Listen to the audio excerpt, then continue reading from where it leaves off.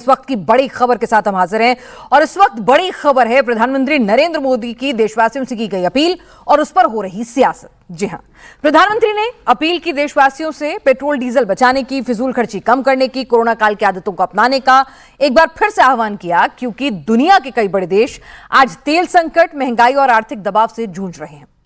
लेकिन अब प्रधानमंत्री की अपील थी, विरोधियों को इसमें कुछ खास रास आ नहीं रहा था, तो उस पर सियासत भी जमकर शुरू हो गई। विपक्ष ये सवाल कर रहा है कि सरकार को इस संकट की याद चुनाव के बाद क्यों आई।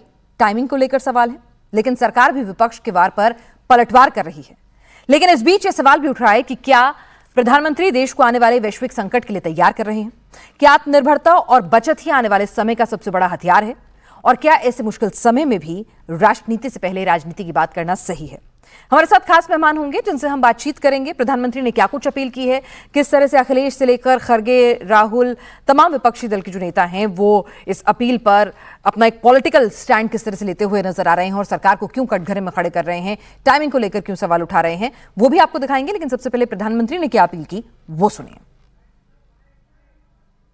हर परिवार अगर खाने के तेल में, खाने का तेल का जो उपयोग करता है, अगर वो कुछ कमी करे, मैंने बार बार कहा है 10% कम करो।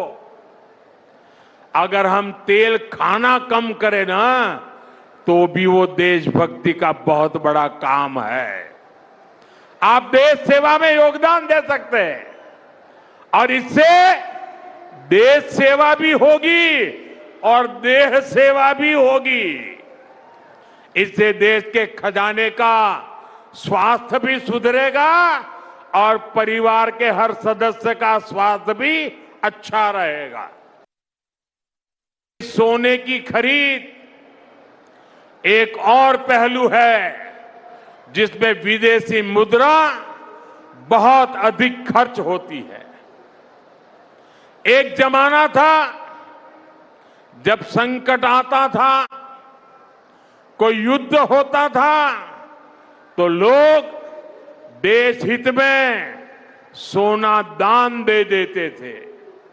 आज दान की जरूरत नहीं है, लेकिन देश हित में हमको ये तय करना पड़ेगा कि साल भर तक घर में कोई भी फंक्शन हो, कोई भी कार्यक्रम हो, हम सोने के गहने नहीं खरीदेंगे, सोना नहीं खरीदेंगे।